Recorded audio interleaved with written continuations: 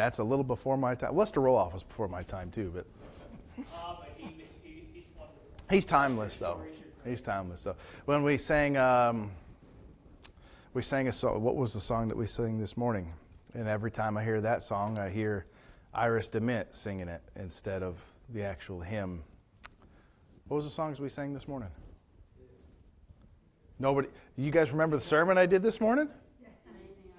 Leaning on the everlasting arms. That's what it was. Leaning on the everlasting arms. I hear Iris DeMint singing that song every time. I just hear it in my head.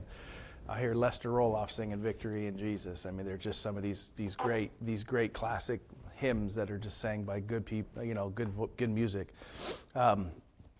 Anyway, you guys didn't remember what we sang this morning. Do you guys remember what I preached on?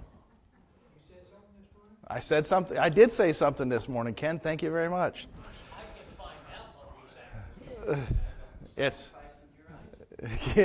yeah. What's it? What you lay your Isaac down? I guess that's a good song too. Laying your Isaac down. But anyway, what's that? I think you don't want me to sing that. We're in John chapter 18. Yep. John chapter 18. I think we got to verse 7. Verse 4, verse 3, Judas came in and brought his band of mercenaries back to Roman soldiers, back to take Jesus with lanterns, torches, and weapons. And Jesus, knowing what they were doing, asked him, "Who are you looking for?" And they said, "We're looking for Jesus of Nazareth." And in verse 5, he says, "I am he." And Judas also betrayed him, which betrayed him, stood with him. And as soon as he had said unto them, "I am he," this is verse 6, they went backwards and fell to the ground. And that's about as far as we got. That was a supernatural poof. He said, "I am he," and the power of God came out into his words, and they all blew back, right? I think we talked a little bit about this last week, about that's where they got some of this stuff from the movies. That's where they got some of this stuff about Star Wars, how they can do one of these numbers and push things, right? That's where they get some of these things from these video games and these movies where they say something and the power comes from out of their voice or out of their mouth. There was a guy, I think there was a comic book hero back in the day. He wasn't very popular. But when he spoke something, it came into existence. Like if he were to, just his voice would be enough to disintegrate you. All you have to do is whisper your name and you would be gone. Where does that come from? Right there, right? And all nothing. There's nothing new under the sun. But then in verse 7, I love this passage because Jesus, having a sense of humor.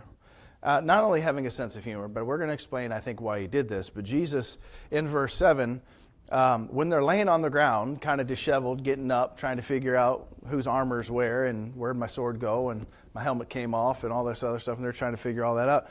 Jesus, and he asked them again, verse 7, "Whom seek ye?" He asks them the very same question again. And someone brave enough says, they said Jesus of Nazareth. Someone was pretty brave in there. I think Jesus kind of did that for two reasons. I think, one, he's got a sense of humor. I'd like to think that he did that, thinking, I wonder if anybody's going to speak up and said, "Who are you looking for?" when I ask who you're looking for again. And the second reason he probably did this, it was because he wanted to control the conversation. And he is now no longer on the defense. He is going on the offense here for just a moment. And the fact that they answered him the same way that they did in verse 5 shows that they were either good soldiers or they were idiots. Okay? They were very brave, they were very good soldiers. They were either brave or stupid, I guess is what I'm trying to say. That the fact that they answered him the exact same way that they did. And you can say the same thing about Peter here in a few verses, because he's going to do something stupid, well-meaning but stupid, and in the fact that he's trying to do something that he thinks is what the Lord would want, but ends up causing some problems. But he's very brave. when he does it. And in verse 8, he says, Jesus answered and says, I have told you that I am he. If therefore you seek me, let these go their way. So what does he do? He says, oh, you're looking for Jesus of Nazareth? Yeah, I already told you I'm him. I'm ready. Let's go. Oh, by the way, if you're looking for me, these guys, they're going to stay here. But I'll go with you. He stood there once again and says, yep, that's me. And here is where I think Jesus had a little bit of a sense of humor. He goes, I thought I already told you that I am he. And as soon as that words I am came out of his mouth, they probably flinched. And that would be me, you know. When he says I am he the first time, it knocked me flat on my butt. So I'm going to flinch the second time around when he does it again. I bet there was more than a little flinch by some of these people. But what he's really doing here is he's showing some authority. And what he's doing is he's saying, he's only going to go with you because I am voluntarily going with you. Do you see what he did here? He showed him the power. He showed him his might. And he knocked them all in their rear end with just his words. And then they said, yep, you're still going in with us. And he says, all right, I'll go with you. If you're looking for me, here I am. Everyone there had to have known that something wasn't right. I'm sure Judas knew. Judas certainly knew. The disciples certainly knew that he was going voluntarily. Those soldiers, after he knocked every one of them on their rear, remember we discussed it was probably, around 200 of them? Around 200 of them. It's just an estimation by the verbiage. All of them kind of knew that something was different about this guy. Why would you send 200 soldiers armed after one man anyway? That's just something wasn't right. But then when he knocked them all out with just his words, they all certainly knew something was different about this guy. He's showing his authority. And he's going voluntarily, and he wanted them to know that. I'm reading into the text a little bit here, but I think that was what Jesus had in mind. I think that's what the Lord had in mind. Oh, yeah, you tried to get me? Okay, here I am. Oh, hold on one more second. I'm going to give you one last taste of who I am. I've been telling you for years. I am. I've been telling you. They won't accept it. I'm going to give you a little taste. I am he. Right? And then when they stood back up, he says, all right, I've had my fun. Let's go do what we got to do. What did he tell Judas? That which thou doest, go do quickly, right? He goes, okay, now let's get this over with. And in verse 9 he says, and that the saying might be fulfilled, which he spake, of them which thou gavest me I have lost none. He's referring back to chapter 17, verse 12, when he says, he's in his prayer, and he says, Lord, everyone you've gave me, I've kept, save one. Now we know who that was. That was Judas. And he wasn't one of his. He was a devil. So here he's saying, look, I told you, Lord, everyone you gave me, I kept. So that's why he says in John chapter 18, verse 8, he says, I'm going to go with you, but these guys, you're going to leave them alone. So that it might be fulfilled. It's a fulfillment of Scripture. Even though it was only one chapter away, even though it was only a half an hour removed from him prophesying that, still a truth. Look at verse 10.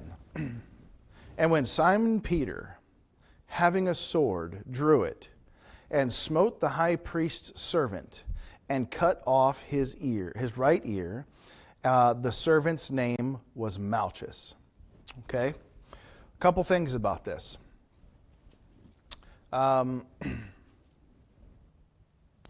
You can see another account of this story in Matthew chapter 26, Luke chapter 22. Luke is the only one who mentions that Jesus healed the man. Matthew, Mark, and John do not say that Jesus healed him. Luke is the only one who shows that he healed him. That's not surprising, knowing who Luke was. Luke was a physician. He was a doctor. Okay? So it's not surprising, knowing what Luke did for a living, for a vocation, that he would mention that. But John is the only one who mentions it was Peter. The other three don't even mention who it was Peter. It's like Matthew goes, yeah, and one of the guys that was with us pulled out a sword and cut his ear off. And Mark says, yeah, I remember that. One of the guys that was with us drew a sword and cut his ear off. And Luke says, yeah, one of the guys that was with us drew a sword and cut his ears off. And then Jesus healed him. And then John goes, it was Peter. Peter's the one who did it. Peter and John kind of had this little rivalry. John was very specific. I don't know. I'm making fun of that. Peter and John had this thing where they would say, like in Matthew, Mark, and Luke, it says there was two disciples heading to the tomb. And it was John who says, yeah, I outran Peter to the tomb. John's very specific to mention the names. The other ones, they didn't matter. It didn't really matter to them. It was just a story that there was two of the disciples that came. John was very specific in a lot of things that he says. For a purpose, right? For a purpose. Now, back in Luke chapter 22, verse 36, it says, and he said unto them, but now he that hath a purse, let him take it, and likewise his script, and he that hath no sword, let him sell his garment and buy one. He told his disciples to, if you don't have a sword, but you got an extra spare change of clothes, go sell your spare change of clothes, or go take some coin and buy yourself a sword. Okay? Yep. I got one back there going, I got my sword, I got my sword, I got my sword, right? It's the equivalent. I get what you're saying, right? It is what it is. But it's just one of those things. But in this instance, right, John is the only one who mentions it's Peter. And that's how he got the sword, if he didn't have one already, which, if I'm knowing Peter, I'm pretty sure Peter had one. But if he didn't, then, and back in Luke 22, when he says, go sell a garment or go sell something and go buy you a sword. And he did, right? The word Malchus means counselor, but you find it also in Mark chapter 14. So it's Matthew chapter 28, Luke chapter 22, and Mark chapter 14, and then John here in John chapter 18. Those are the instances of him cutting off this guy's ear. Now that's interesting, that he cut off his ear. Has anybody ever actually wielded a real sword? Yes. I have as well. Okay. How in the world did he cut off his ear and only cut off his ear? By accident. It's quite possible that it was by accident. He wasn't good at sword. I'm sure he wasn't. He was a fisherman. He would have been much better with a gaff, right? But he was skilled at using it. correct. He probably wasn't very skilled at using it. The only way I can figure that he cut off his ear is that when he's pulling it out of his scabbard or his sheath, he's going like this, and he comes up and just goes whoosh, like that, and Malchus sees it coming and kind of goes like this, and it just grazes him. If he's coming down, he'd have got him in the shoulder, right? Maybe Malchus is down there picking up some of his armor still, and Peter's going like this and just catches him by the ear. That's the only way if you're bending down, if you can get just the ear. I don't know. The guy obviously didn't have a helmet on. And if he did, it wasn't a very good one, right? He was part of the high priest, so he probably wouldn't have had a helmet, but so he wasn't one of the Roman soldiers. But either way, I don't know how in the world you would have gotten just the ear. Had to have been by some fluke or by accident. And then Jesus tells him to put his sword away. After he told him to go buy it, he tells him to put him away.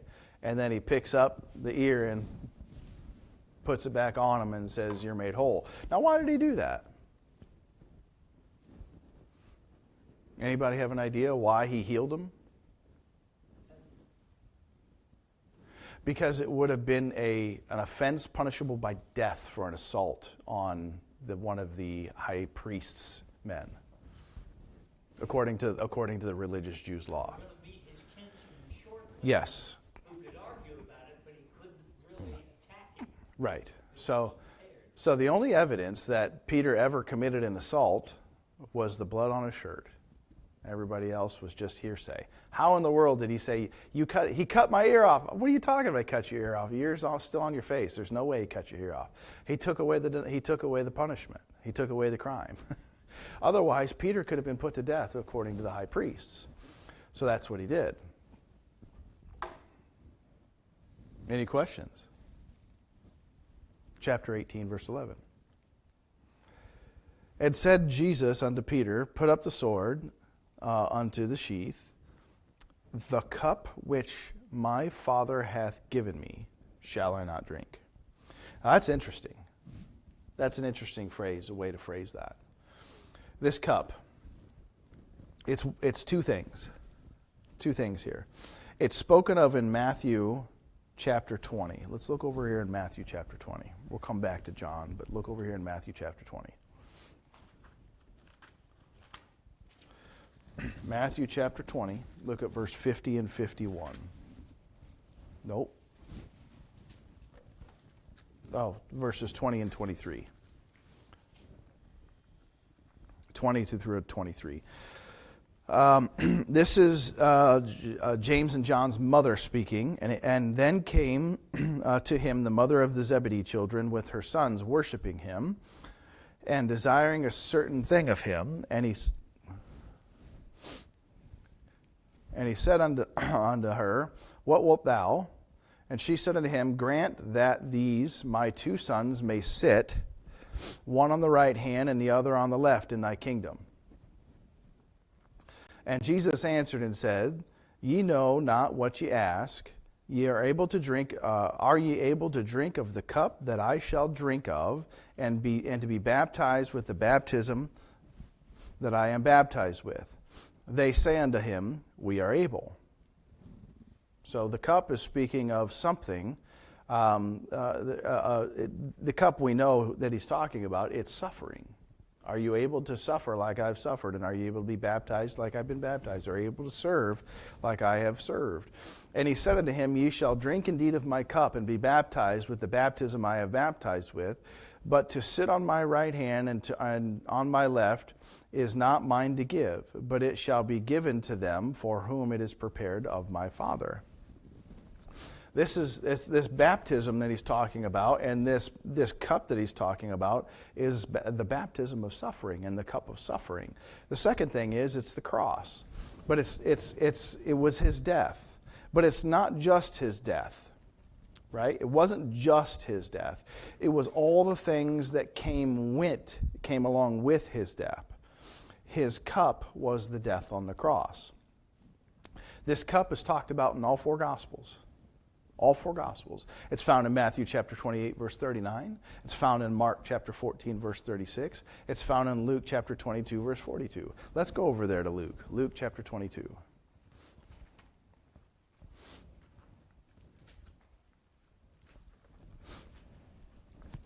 Thank you.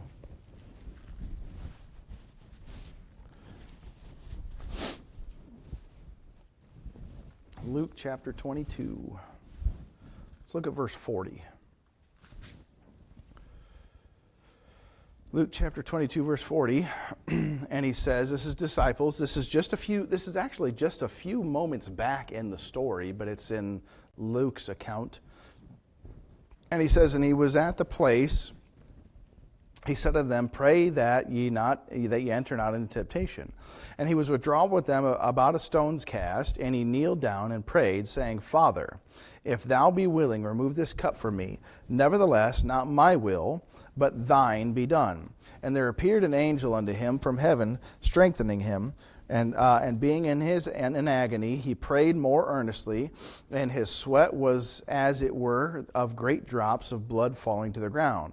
And when he rose up from prayer and was come to his disciples, he found them sleeping.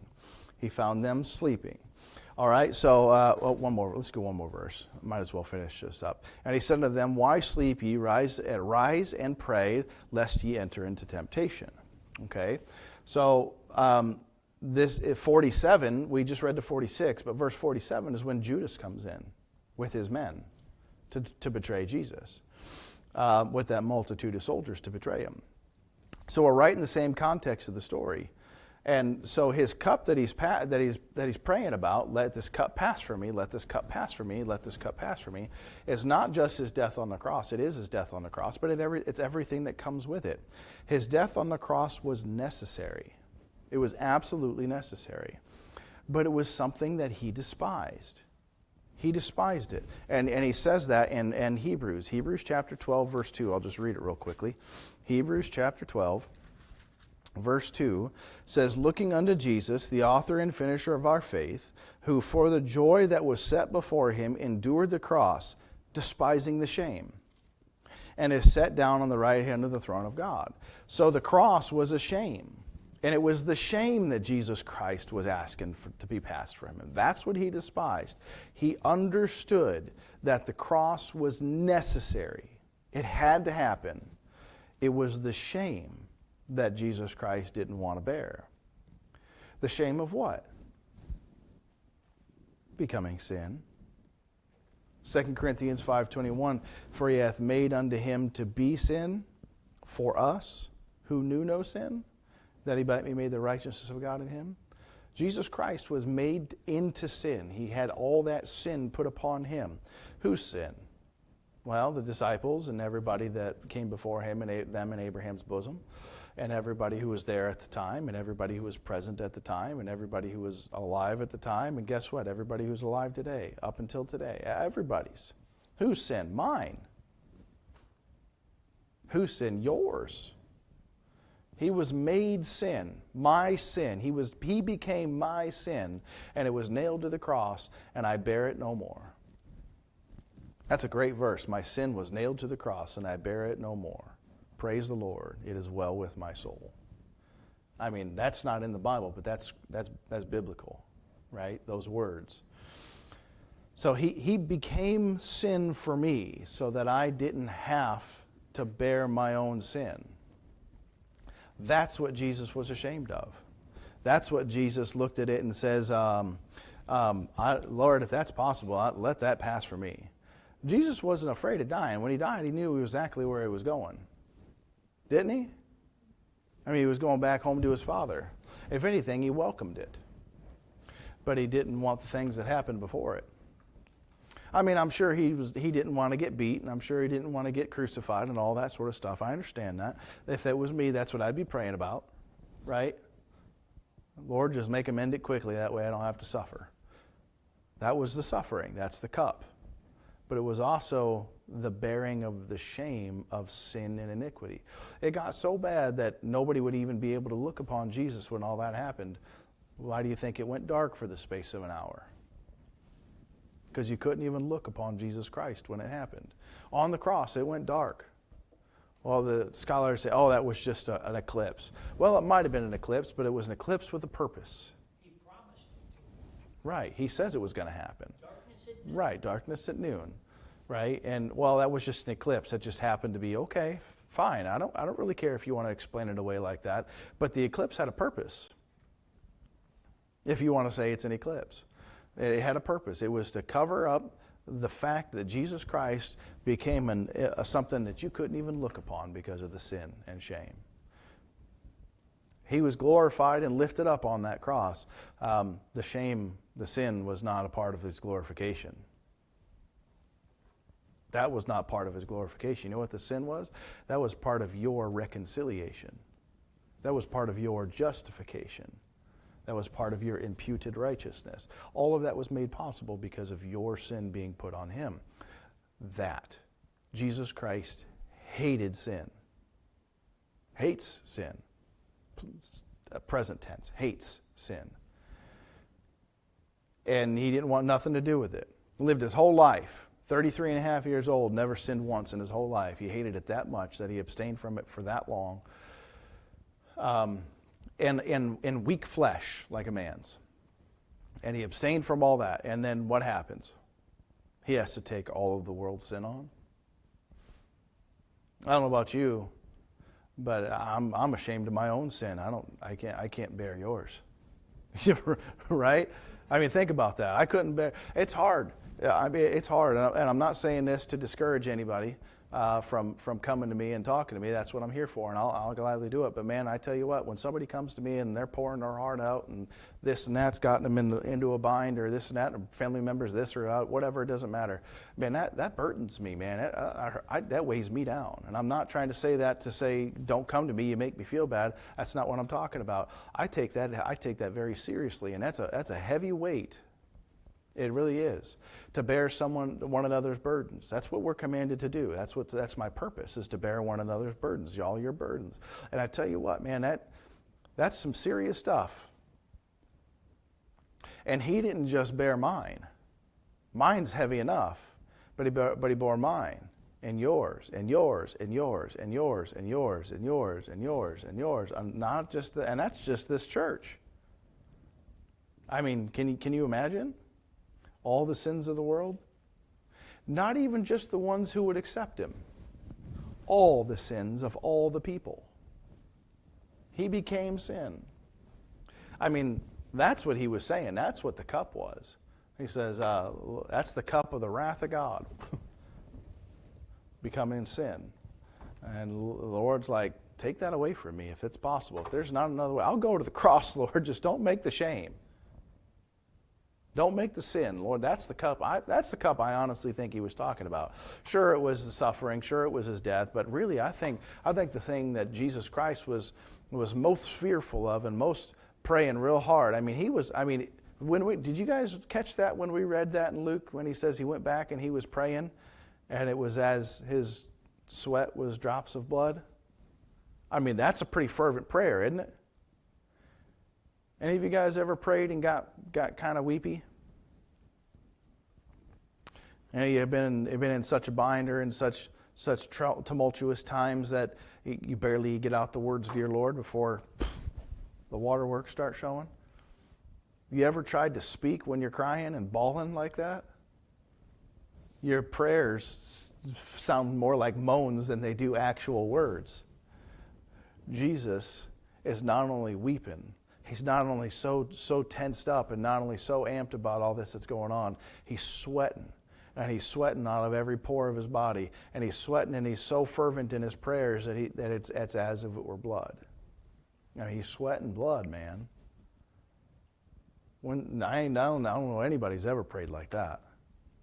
Now, I've had some pretty heartfelt prayers, and I've had some pretty serious prayers, and I had some prayers where, I've poured my guts out and my heart out, and I come up and I just feel exhausted. You ever done that? You're just exhausted when you're done with your prayer, man. Whew. That was nothing compared to what Jesus did. And he was even saying, he went over there and kicked his disciples in the foot. I thought I asked you guys to pray. Wake up. You can't even pray with me for an hour? And then he goes back and does it again. When's the last time any one of us spent an hour in prayer? We sing that song, "Sweet Hour of Prayer, Sweet Hour of Prayer," right? Now, the hour of prayer could just mean it's the time to pray. But for many people throughout history, an hour in prayer was nothing. They would spend an hour just praying to their God. Why? Because they didn't have a TV to distract them. They didn't have the internet. They didn't have that idiot box in their back pockets nowadays that we got nowadays. I mean, they would actually communicate with their God for an hour. Well, I don't even know what I'd say to the Lord for an hour. That's interesting. We don't pray like we used to, like we should. I mean, think about that. He's the one who created this world, and we just talked about everything he was going to do for us on the cross, and we don't even spend an hour with him a day? I ain't trying to guilt you here. I'm not. I'm just saying. I don't think we pray like we should. All of us, right? All of us.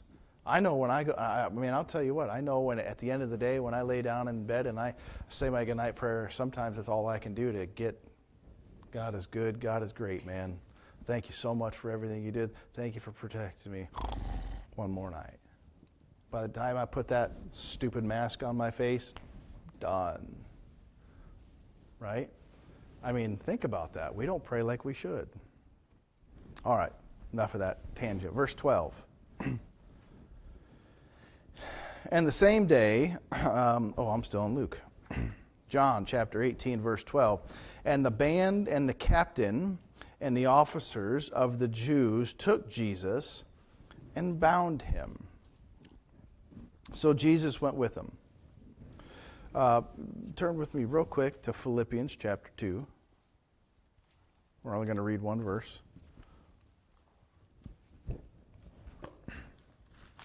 Philippians chapter 2.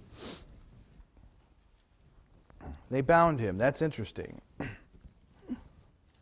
Why did they bind him? He was voluntarily going with them, wasn't he? Why did they have to bind him? Look at Philippians chapter 2, verse 8. And being found in fashion as a man, he humbled himself and became obedient to death, even the death of the cross.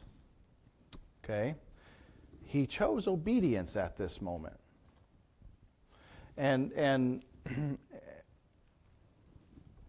just moments ago, he was asking, let this cup pass from me. But Philippians chapter 2 says he went in obedience. So why did they have to bind him? Couple things here, and this is just my observations. The first thing is that Judas told him to. That's over there in Matthew chapter 26. In verse 48, he says, hold him fast. When you get a hold of him, hold him fast. So Judas told him, he says, when I go up to this guy and I kiss him, that's the mark. That's going to be, I kiss him on the cheek. That's the mark. That's going to be to say, this is the guy who you're looking for. He says, and when you get a hold of him, hold him fast. That's what he says. The second thing is that Jesus had a habit of escaping. Jesus had a habit of just ducking out of there right at the perfect time. Look over with me in Luke. I'll give you an example. Luke chapter 4.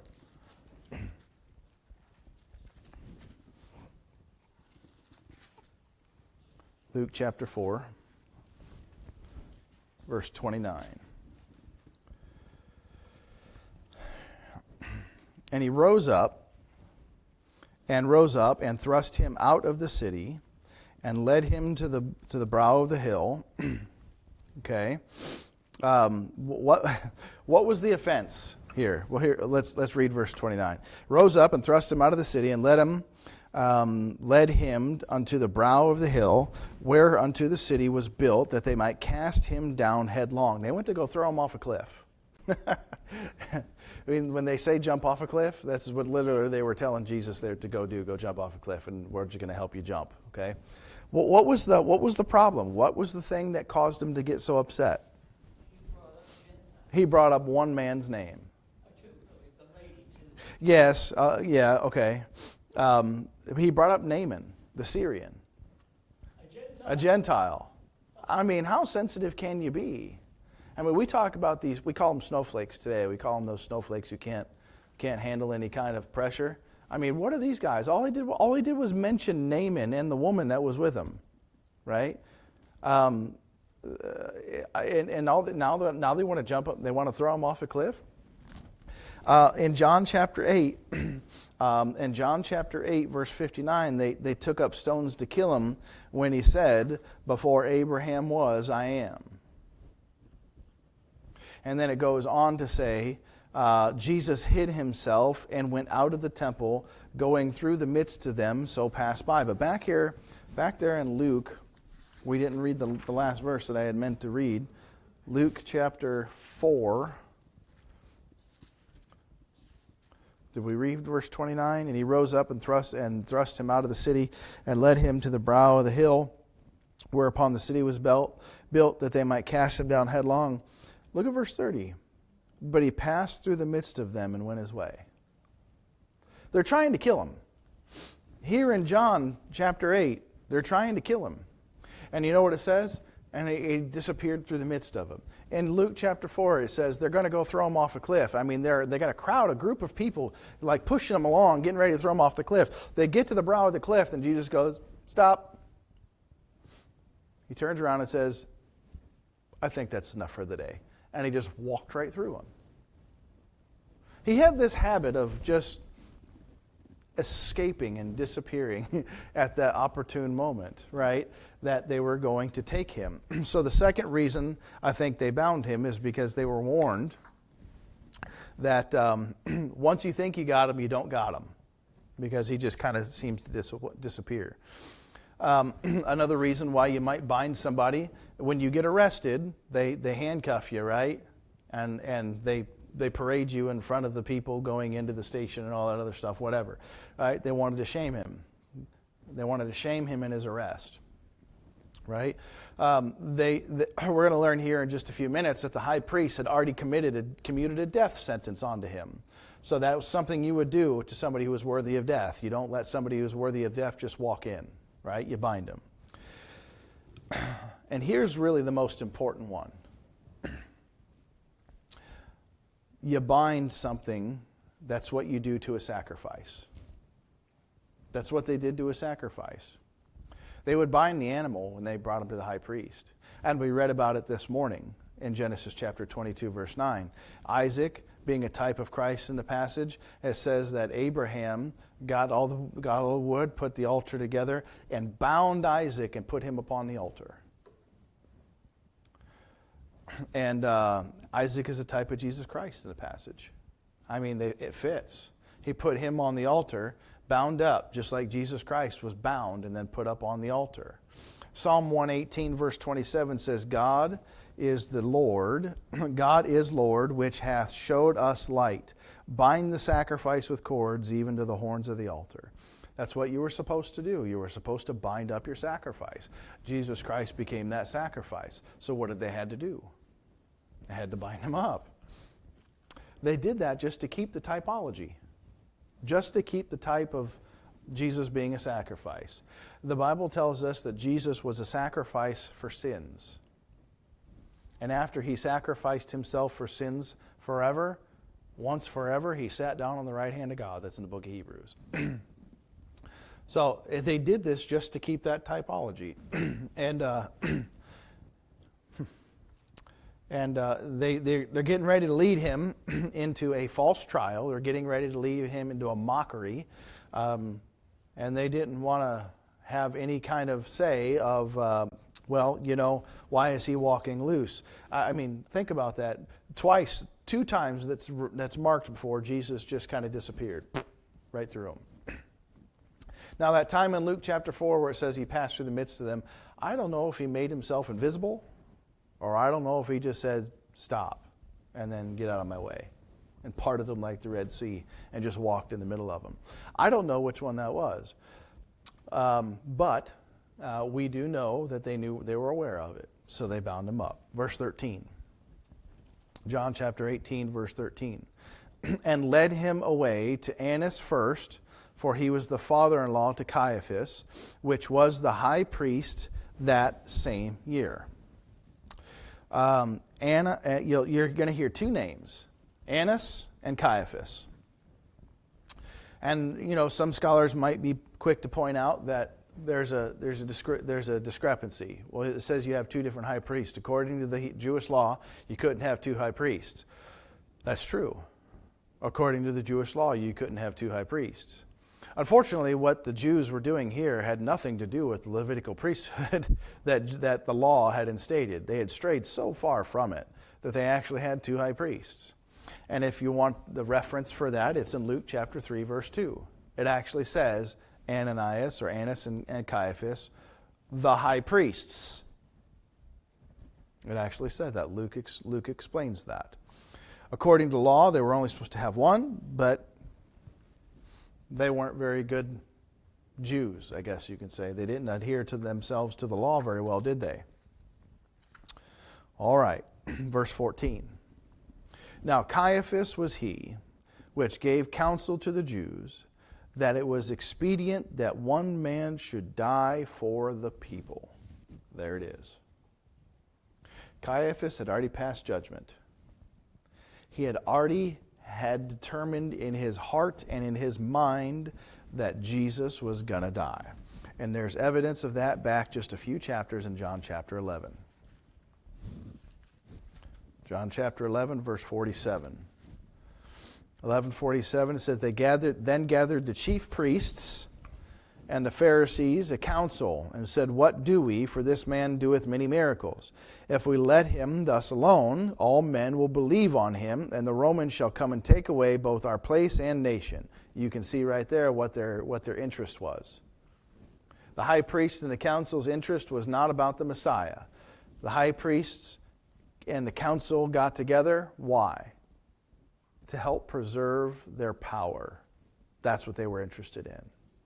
And there's nothing different. It's going on today in politics today. Anytime a good man tries to do something right, got to knock him down. Why? Because it helps to consolidate both their place and power. Right? Verse 49, and one of them, named Caiaphas, being the high priest that same year, said unto him, Know ye nothing at all, nor consider that it is expedient for us that one man should die for the people, that the whole nation not perish. This spake he not of himself, of course, but being the high priest that year, he prophesied that Jesus should die for that nation. And not only for that nation, but that he should also die, that he should gather together in one children of God that were scattered abroad. See, Caiaphas had already passed judgment. He'd already determined in his heart, he'd already determined in his mind that Jesus was guilty and that he was going to die. See, a religious man will not even blink to do evil if he's convinced himself that it will result in good. That's what a religious man does. That's why I say I'm not religious. Oh, you're religious. No, I'm not. Because a religious man will not blink. And they're so zealous and they're so narrow-minded in their thought. Why? Because these thoughts and constraints have been put on them by their leaders and by the people. And, it doesn't matter. I guess the way we would look at this today is the end justifies the means, right? Well, Jesus died. That's unfortunate. But the nation was saved. No, it was more than that. It was far more than that. You killed your Messiah to consolidate your power. But you'll pass it off as doing something good. Oh, I had to do something wrong in order for the opportunity to good. I think it was Bob Jones Sr. says it's never okay to do wrong in order for an opportunity to do right. Something like that. It's never okay to do wrong in order to have an opportunity to do right. You know what this means? That means that, that debunks that whole theory of Paul, I am all things to all men, right? So let's go to the bar. I'll just get a little tipsy, and that way I can snuggle up to some of these guys and preach at them. That's not what Paul said. That's not what Paul meant. That's you taking a liberty to sin and using a piece of scripture to try to justify it. And I just use drinking because that's the easy one. It's anything. It's anything. It's any sin, anything that you know you're not supposed to do, but you snuggle up close to that so you can get close to somebody so you can witness to them. It's not okay. It's not okay to do that. Paul wrote against that actually in Romans chapter 3, verse 8. They actually accused him of doing just that. I'm all things to all men, right? And the same concept here is in John chapter 18, verse 14. One man needs to die so that we can have some peace. And a religious man will justify that. A political man will justify that. While we kill one man, everybody else lives. Well, that's worth it. From a political standpoint, they'll make that decision all day and not even blink about it. From a religious standpoint, they'll do that under the guise of religion. Why?